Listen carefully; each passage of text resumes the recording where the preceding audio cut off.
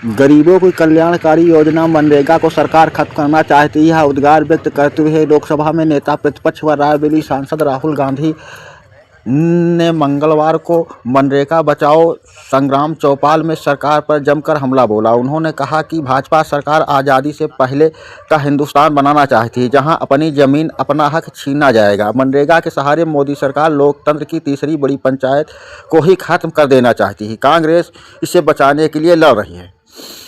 रायबरेली के ऊंचाहार तहसील क्षेत्र के रोहनिया ब्लॉक के उमरन बाजार में आयोजित कार्यक्रम में राहुल गांधी ने कहा कि यूपीए सरकार मनरेगा लाई थी। इसका उद्देश्य था गांव के गरीब मजदूरों को न्यूनतम दर पर मजदूरी मिले, गांव मजदूरी करने के लिए गांव के बाहर न जाना पड़े। इस पंचायत को वित्तीय अधिकार दिए गए थे। इससे सिर्फ गरीबों को रोजगार बढ़ा, अपितु गाँव के विकास भी हुआ।